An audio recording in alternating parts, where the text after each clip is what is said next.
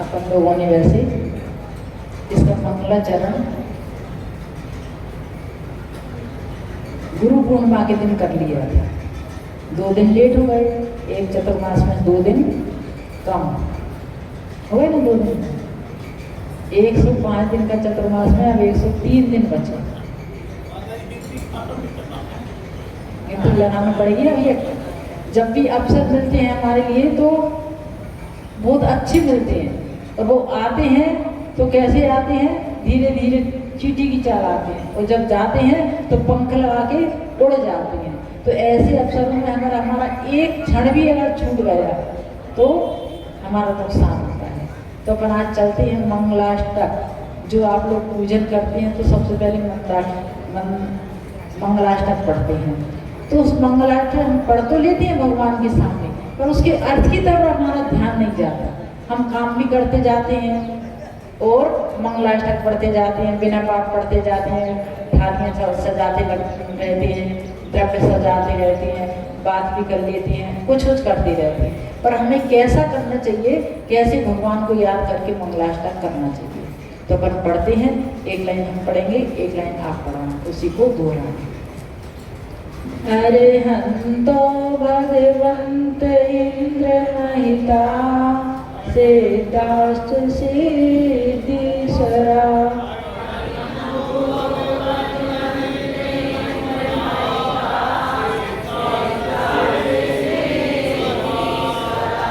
आचार्या जिन शासनोन्नति करा पूजा उपाध्यायिका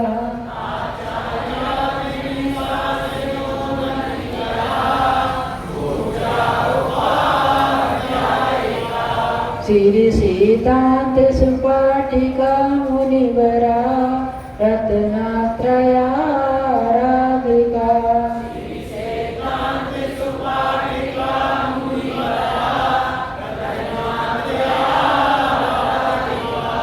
पंचैते परमेष्ठिनः प्रतिदिनं कुर्वन्तु ते मंगलम्।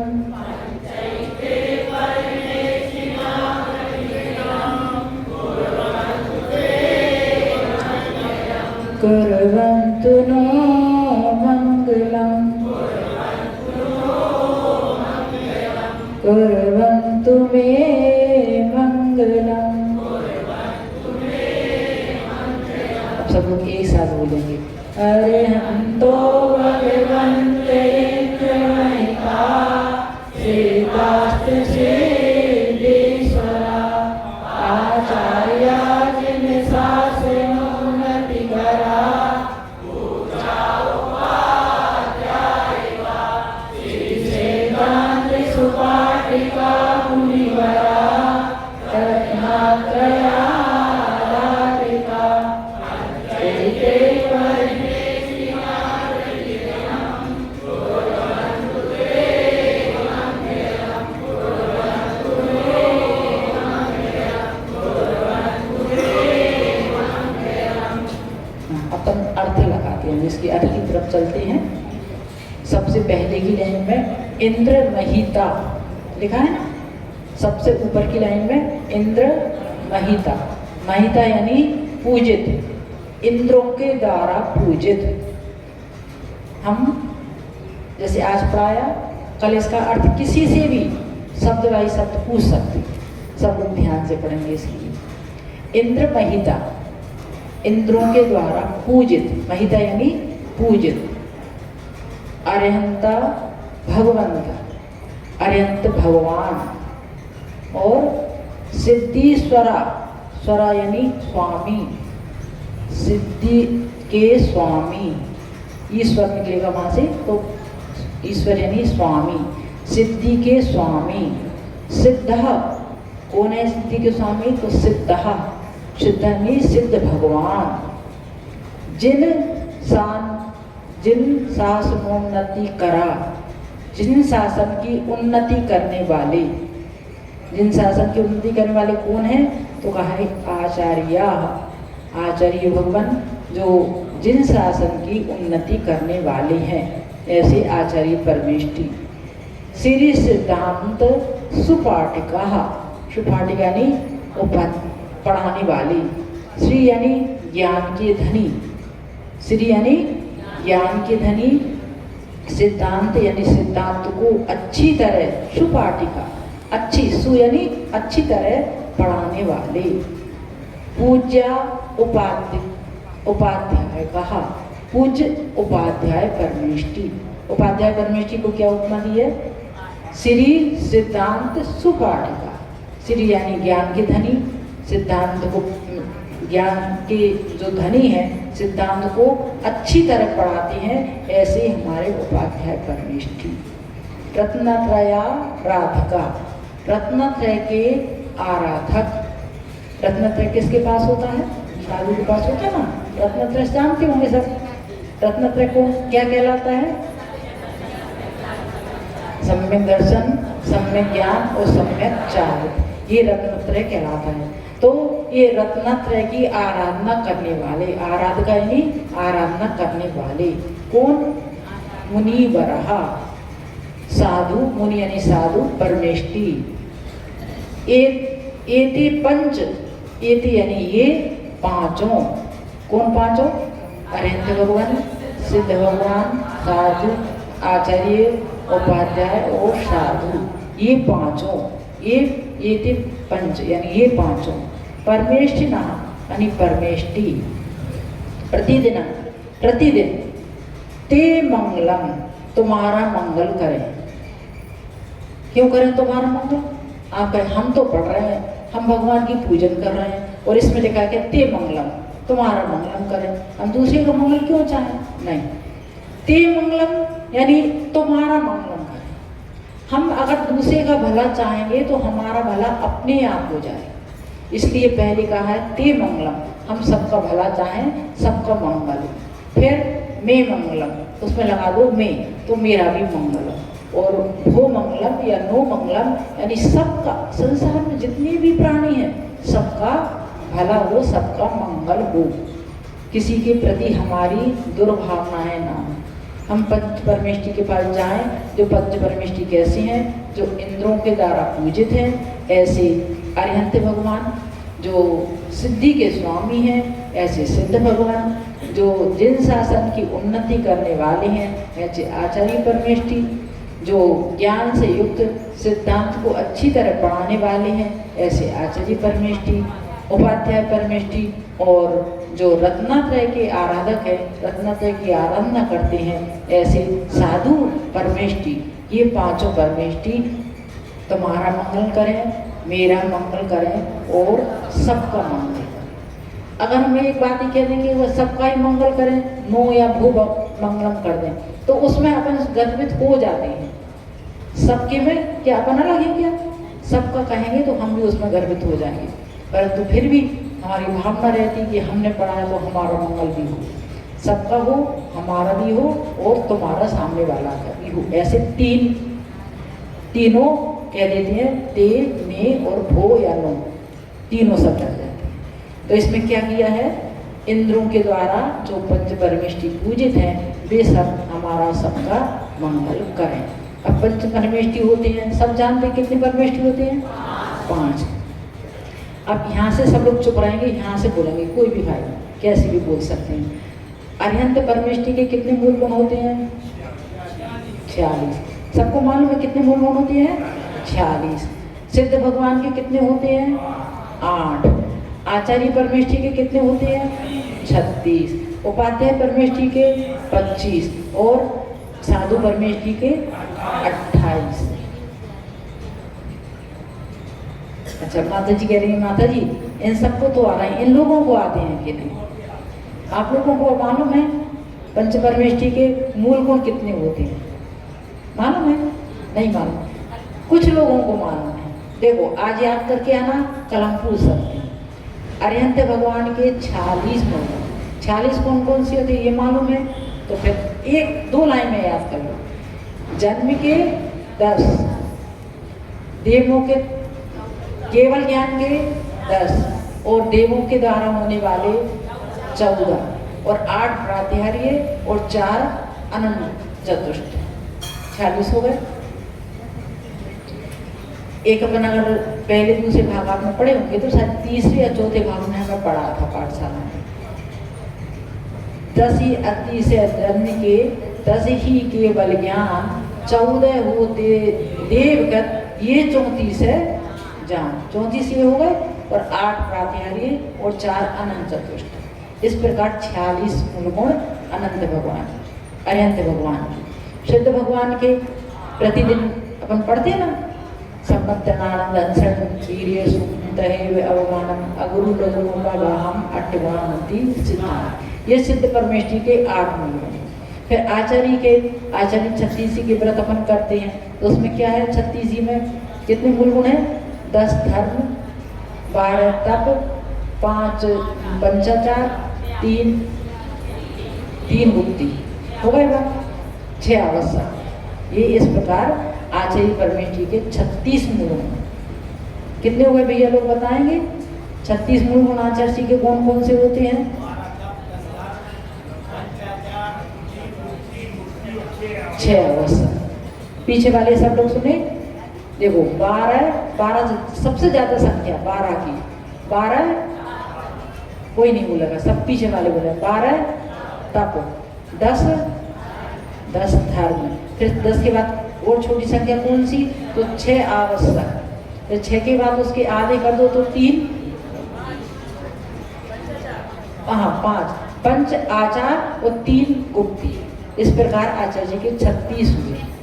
सब लोग पेन पेंसिल लेके आएंगे ना तो लिखते जाएंगे और लिखेंगे और एक बार आप पढ़ेंगे ना तो आपको याद हो जाएंगे क्योंकि हम 2 बार तो दोहराएंगे और एक बार आप पढ़ लेंगे तो 3 बार में तो हर किसी को याद हो जाएंगे। छोटी छोटी चीजें पहले दूसरे भाग में अपन ने पाठशाला में पढ़ी है, अब भूल गए हैं, अब एक बार भी पढ़ेंगे 2 बार सुनेंगे याद हो जाएगा।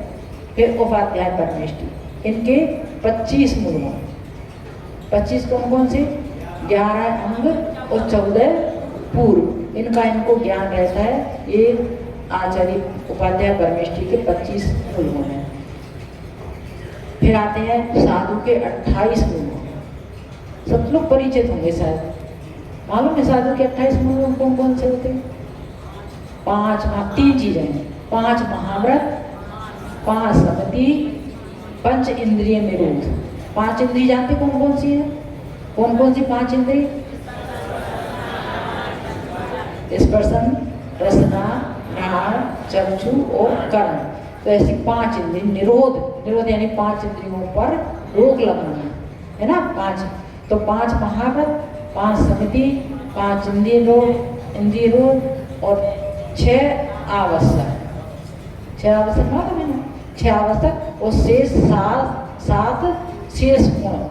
अब ये शेष गुण भी अब बता देंगे कि शेष 7। इस प्रकार 28 मूल गुण साधुओं के होते हैं। शेष से जैसे दंत धोवन नहीं करना, स्नान नहीं करना, केश वंच करना, जमीन पर सोना, एक बार भोजन करना और एक बार खड़े होके आहार करना। ये 7 शेष 7 इनके नाम मतलब अलग अलग आते हैं इसलिए वो शेष 7 कह देते हैं। तो ये मुनि महाराज के होते हैं। माता जियों के शेष 7 वो नहीं हो पाते क्योंकि बैठ के आहार लेती है माता जी। एक जमीन पर सोना डायरेक्ट नहीं होता क्योंकि बीच में एक कपड़ा आ जाता है, भूसहन नाम से आता है। तो साधु सो जाए तो उनका पूरा सीधा भूसहन हो जाए, परंतु माता जी लोग सोए तो उनके बीच में कपड़ा आ जाता है इसलिए भूसहन नहीं है। एक अस्नान, महाराज जी कभी स्नान नहीं करते पर माता जी लोग स्त्री होने के कारण उनको एक बार 1 महीने में स्नान करना पड़ता है। इसलिए ये कुछ पूर्ण रूप से नहीं है ऐसा नहीं, पर कुछ रूप से अनमें कुछ थोड़ा रह जाता है। जैसा 1 महीने नहीं नहाया पर 1 दिन ही नहाया ना तो ऐसा नहीं कि पूरा मूल गुण चला गया, थोड़ा बहुत तो है अपने पास ऐसा। तो ऐसे 28 मूल गुण होते हैं। अब ये अपन क्यों पढ़ रहे हैं? स्वाध्याय एक प्रकार का ये स्वाध्याय है। स्वाध्याय है, सुनना भी स्वाध्याय है, लिखना भी स्वाध्याय है, पढ़ना भी स्वाध्याय है, पढ़ाना भी स्वाध्याय है। आदि आदि स्वाध्याय की फिर स्व अध्याय, स्वयं का अध्ययन करना है, किसी दूसरे का नहीं, स्वयं का अध्ययन। स्व यानी अपनी आत्मा का, अध्यय यानी स्वयं आत्मा का अध्ययन करना, ये स्वाध्याय कहलाता है। अगर आप लोग तत्वार्थ पढ़ा होगा, उसकी 9वें अध्याय में एक सूत्र आया है। कौन सा सूत्र है? वाचना प्रच्छना अनुपेक्षा न्याय धर्मोपदेशः। ऐसा तो वाचना करना यानी शुद्ध उच्चारण करके अपन पाठ कर रहे हैं। कोई सुने तो सुन ले, नहीं तो अपन तो कर रहे हैं। तो ये अपना एक स्वाध्याय है। वाचना, प्रेक्षा, प्रच्छना, पूछना। किसी को कोई संशय हो गया कि हमें ऐसा करना चाहिए, नहीं करना चाहिए, ये होता है, नहीं होता, इस संशय, इस प्रकार की संशय अगर मन में है तो उस संशय को दूर करना, ये भी एक आपका स्वाध्याय माना जाता है। अनुपेक्षा मतलब हमने जो जाना हुआ पदार्थ है और उसको मन में अभ्यास करना, बार बार चिंतन करना, उसको दोहराना, तो ये हमारा अनुपेक्षा स्वाध्याय है। अगर दोहराएंगे नहीं तो हम भूल जाएंगे। महिलाएं कहती माता जी क्या करें, कितना याद करते हैं पर भूल जाते हैं। अगर उनसे पूछा जाए कि आपके यहाँ सुई धागा कहाँ रखे हैं, तो अंधेरे में लाइट ना होगी तो जाके और सुई धागा उठा के ले आएंगी ना। उनसे पूछो कि आपकी मूंग की दाल किस डिब्बे में रखी है, तो आप बिल्कुल, आपको पूरा आइडिया है, अंधेरे में भी जाएंगी और मूंग की दाल का डिब्बा लेके आ जाएंगी। कितना याद रहता है कि नहीं? बड़ी माता जी कहती है कि अपने अपने क्षेत्र में सब अकलंक हैं।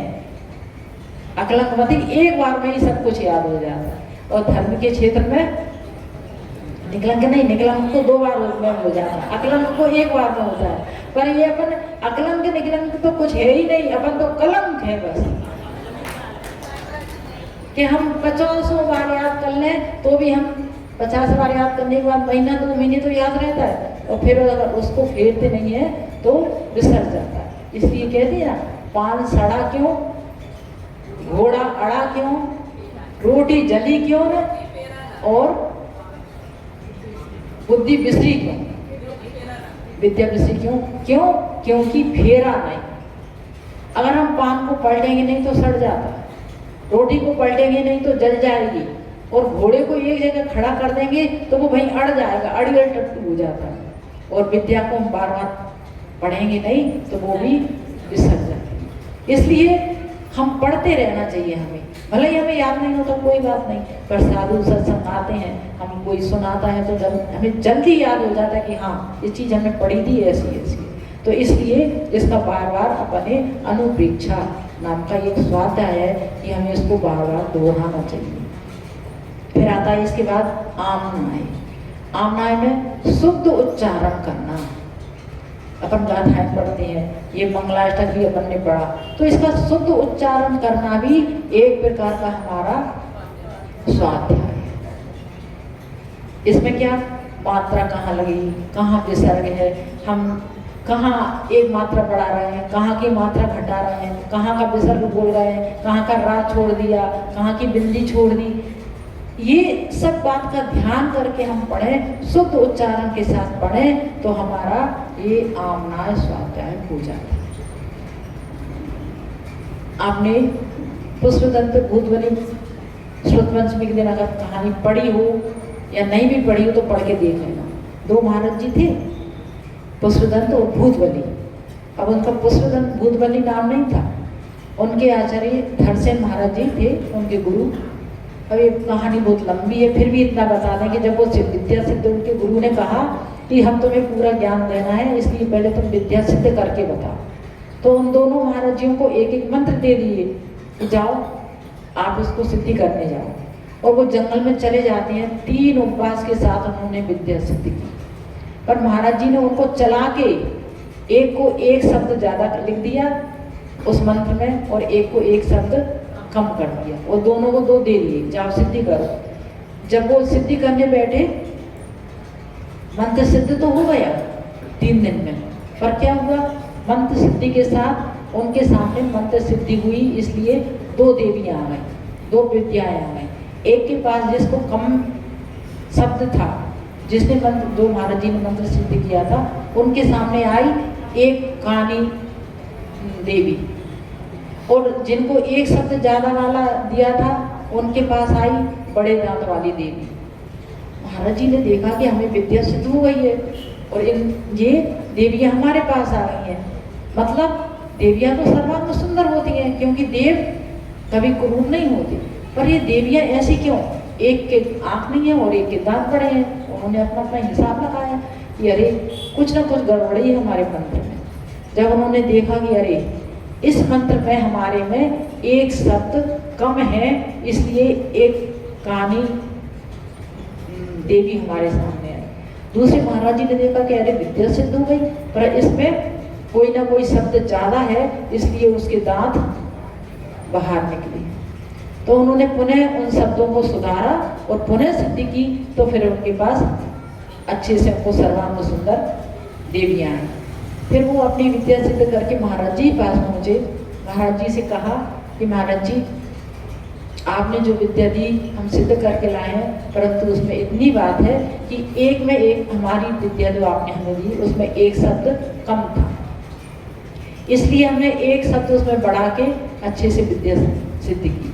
दूसरे महाराज जी ने कहा कि महाराज जी, आपने जो हमारे लिए विद्या सिद्ध करने दी थी वो विद्या तो सिद्ध हो गई थी, पर ऐसा ऐसा हुआ तो हमने उसमें एक शब्द ज्यादा था वो कम कर दिया, तो वो सर्वांग अच्छा मंत्र बन गया था। तो दोनों आए तो महाराज जी, जो दर्शन महाराज जी थे, उन्होंने कहा कि चलो वो अच्छे शिष्य हैं, मतलब इनको ये ज्ञान है कि कहाँ शब्द ज्यादा है कहाँ शब्द कम है, और ऐसा करके इन्होंने अच्छे से विद्या सिद्ध की है।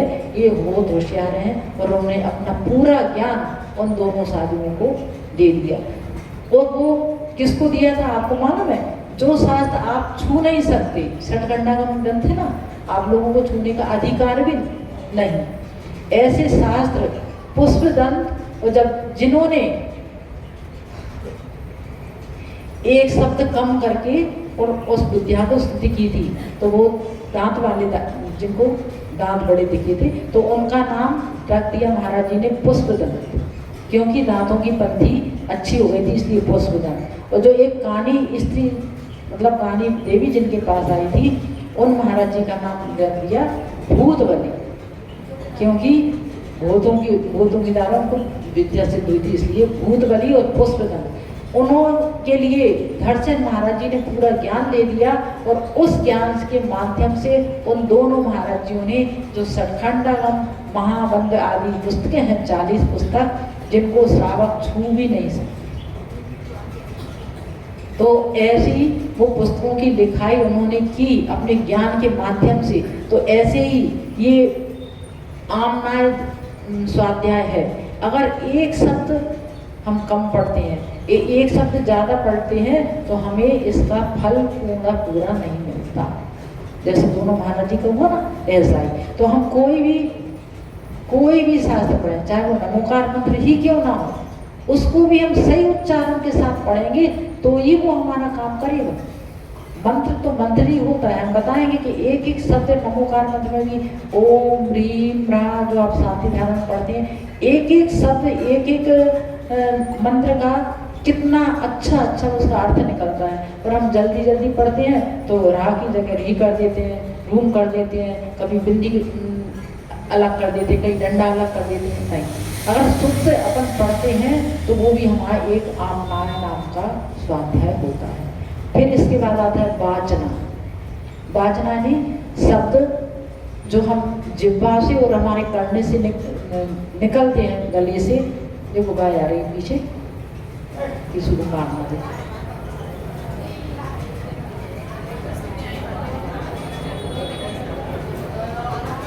चलो बस। अब वाचना स्वाध्याय कैसा होता है? तो हम अपने जिह्वा से सुनते हैं। वाचना स्वाध्याय मुंह से सुनते हैं, कानों से मुंह से बोलते हैं, कानों से सुनते हैं। तो ये हो जाता है हमारा वाचना स्वाध्याय। हम विसर्ग आदि सही पढ़ें, सही उच्चारण करें और सही सुने, ये वाचना। इसके बाद आता है प्रच्छना। प्रच्छना स्वाध्याय में प्रच्छना हुआ है। इसके बाद धर्मोपदेश, 5वां धर्म उपदेश। ये 4 प्रकार की कथाएं आती है ना, 4 प्रकार की कथाएं आती हैं, आक्षेपणी, विक्षेपणी, निर्वेदी और संवेदी। इस प्रकार 4 प्रकार की कथाओं का पढ़ना और उसका उपदेश किसी दूसरे को सुना देना, ये धर्मोपदेश स्वाध्याय हो जाता है। तो ये 4-5 प्रकार का स्वाध्याय। सबसे पहले आता है हमारा वाचना। वाचना केवल हमारा जिह्वा, मुंह से बोलते हैं और कान से सुनते हैं, वाचना। फिर आता है पृच्छना। पृच्छना में हमारा ये मस्तिष्क तक जाता है। क्यों कि अगर हमें किसी से पूछना है तो पहले मस्तिष्क में लाना पड़ेगी हमें क्या पूछना है, तो हमारा पृच्छना स्वाध्याय मस्तिष्क तक जाता है।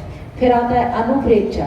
अनुप्रेक्षा हमारे मन तक जाता है, क्योंकि हम बार बार दोहराएंगे तो हमारा मन में क्या है, कैसे हमने सुना, क्या हमारे मन में, हृदय में बात है अगर स्वाध्याय का, तो ही हम मन से उसकी बार बार उसकी चिंतन कर सकते हैं। इसलिए प्रेक्षा स्वाध्याय हमारे मन तक जाता है। फिर आता है आमनाय। आमना हमारे आत्म प्रदेशों तक जाता है। आमनाय स्वाध्याय में पढ़ा ना कि शुद्धि पूर्वक उच्चारण करें, तो ये हमारे एक एक रग रग में हमारे आत्म प्रदेशों तक जाता है। और धर्मोपदेश तो अपन जानते ही हैं कि सब स्वयं पढ़ें और दूसरों को सुनाएं, ऐसा हमारा धर्म उपदेश होता है। आपके 9:30 बज गए हैं। अब इसका और भी डिटेल अगर आप चाहें तो और डिटेल कर सकते हैं कि पंच परमेष्ठी कौन कौन से होते हैं, कहाँ रहते हैं, क्या करते हैं। तो आते हैं ना बहुत सारे क्वेश्चन आते हैं पंच परमेष्ठी के बारे में कि पंच परमेष्ठी कितने होते हैं, 5 होते हैं। सबसे पहले कौन से होते हैं, दूसरे नंबर, तीसरे नंबर, चौथे नंबर, 5वें नंबर, चाकू। अब पंच परमेष्ठी है तो सबसे पहले अरिहंत भगवान को क्यों कहते हैं? सबसे बड़े कौन से भगवान है? सिद्ध है। हम सबसे पहले नमोकार मंत्र पढ़ते हैं तो उसमें अरिहंत भगवान को तो अरिहंत भगवान को पहले नमस्कार क्यों करते हैं? क्यों करते हैं कि भगवान ने अरिहंत भगवान की वाणी से ही हमने सिद्ध भगवान की पहचान की है, तो उनका हमारे ऊपर क्या है? उपकार है।